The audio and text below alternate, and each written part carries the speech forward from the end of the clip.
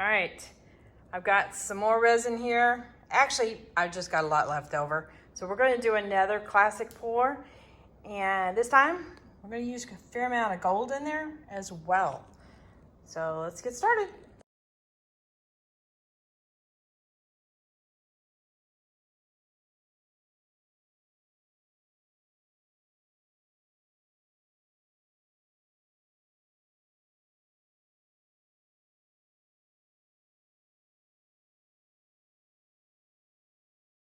Howdy, howdy, this is Clara Lawrence. All right, I got a little bit left in my dirty pour cup, and I'm just gonna add to this. I'm using all the same kind of colors, so I don't really have too much of a problem with that. But you guys know me, I do that kind of stuff all the time. All right, here we go. We're gonna do gold this time, but I'm gonna add the gold afterwards. And I'm going to make it intentional to add the gold. So, all right, this time I'm still going to do the white and the pearl. But that might be all the pearl I do. And I am going to still do the clear in there because I love the way the clear looks with the white. So a lot of things are very similar. And I kind of want to show that somewhat because I know I get questions asked a lot about colors and how to choose colors, pick colors, how do you know what colors will go together with other things.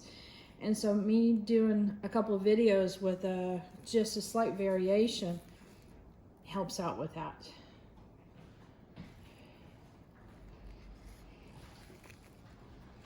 Okay, let's see.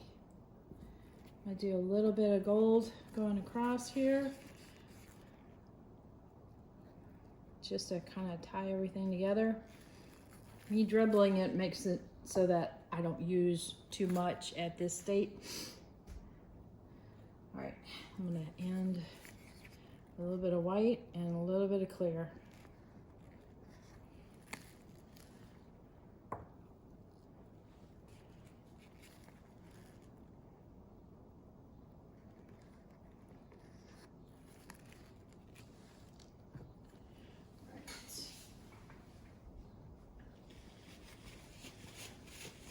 Clean off my paws.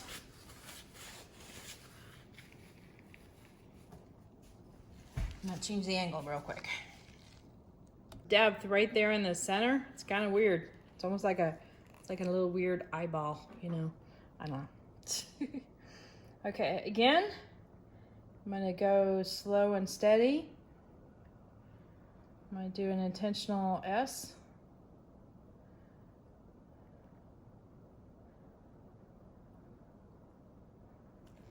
I got some little lines of gold coming in, and I expected that.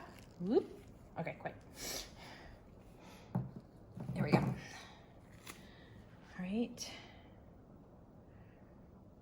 I think what I'm going to do here is run a line of gold and go over top. If I have too much gold just only on the side there, when I start tilting it, this stuff might roll over and the gold gets hidden underneath. So I definitely want to put it somewhere in the middle zone.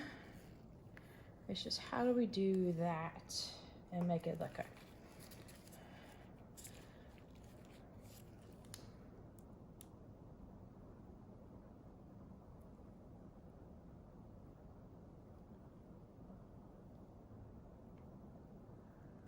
All right. I think that'll work, hopefully.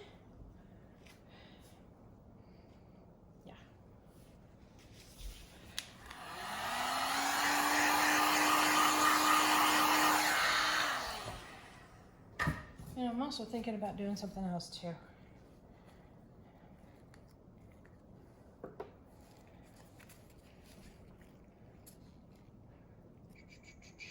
do I go about doing this? I'm just going to add a couple of clear lines.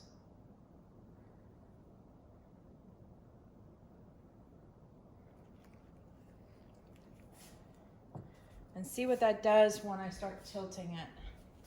Because I'm really curious about that. Because a lot of times it pushes through the layers and it kind of pushes the the resin to the side. It's like it parts the seas. All right, clean out my paws before I pick it up and hit it with the heat one more time.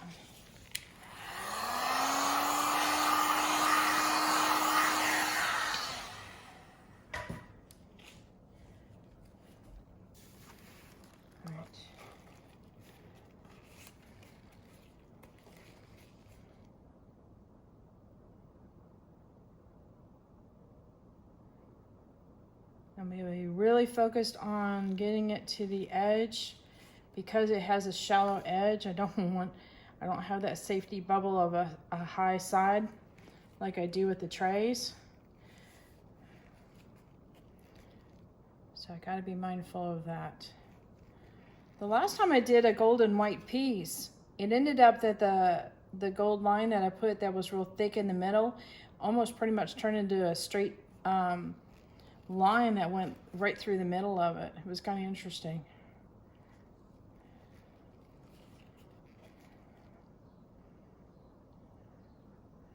All these layers in here are looking really pretty.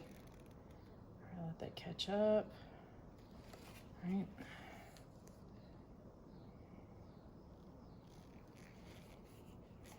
And if you hit the gold with the heat, or at least this particular gold, it kind of comes to the surface a little bit and dances on the surface, and it almost looks like a foil. It's really pretty.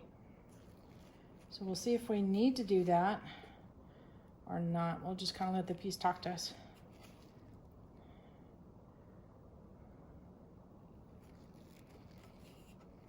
Almost there. And I kind of want a little hook there too. Let's bring this down. See, again, I almost got a straight line.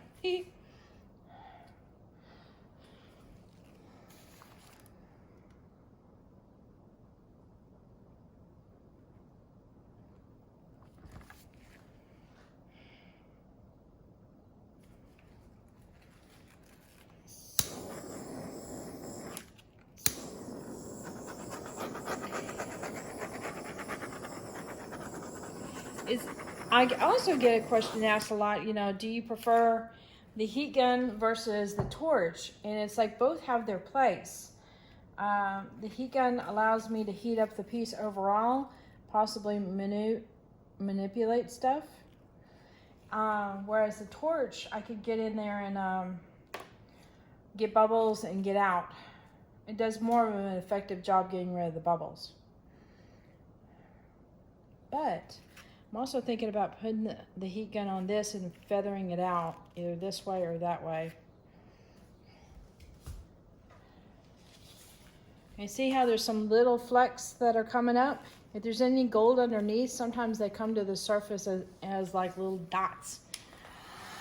Oh, wait a minute. This turntable, I can turn this.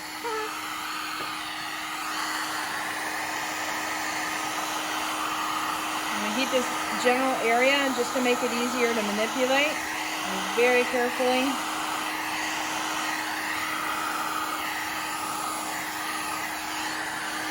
Fan the gold out a little bit.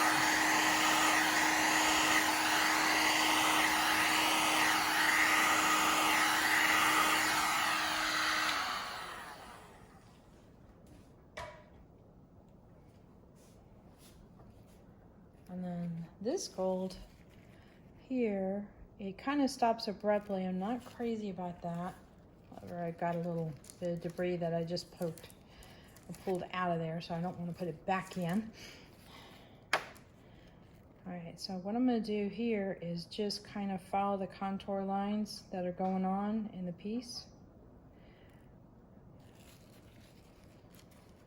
Clean off my stick.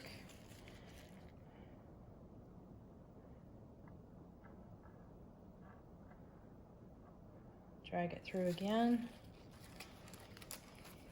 You can even dip it into your gold. Grab a little bit and carry it through that way.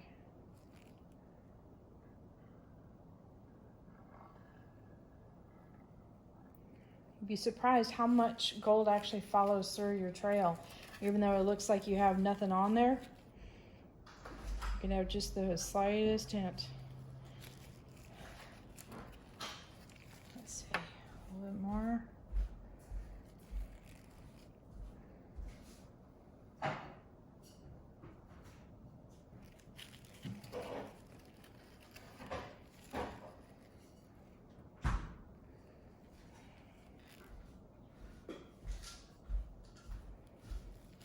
I think I'm happy with that.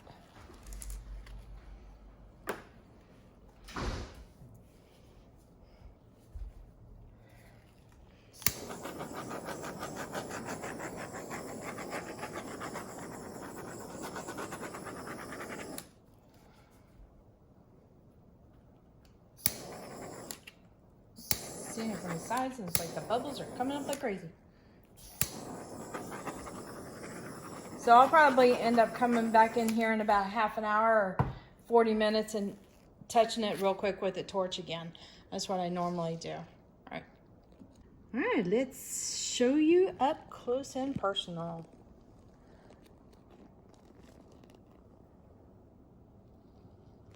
Now these are bubbles coming up here, and they're leaving little holes. Look, I got like 4 little dots in a row. So that might continue to happen. It probably happened right there, and you're getting some white. Now see how there's like little specks right along here? And you're getting little dots of gold that are pushing through. Love when that kind of stuff happens. A lot of pretty subtle details in this.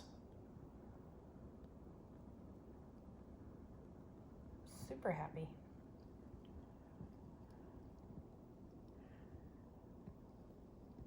I could fill this cup up and do it over and over again, and I'll get a different look each time. And then this is bringing up some really interesting texture. It almost reminds me of sometimes you look at the clouds and they have those little, I don't know, like not really ripples, but kind of like looking underneath bubbles, you know? That's not a good description either. Alrighty, let's put this guy away so it can cure up.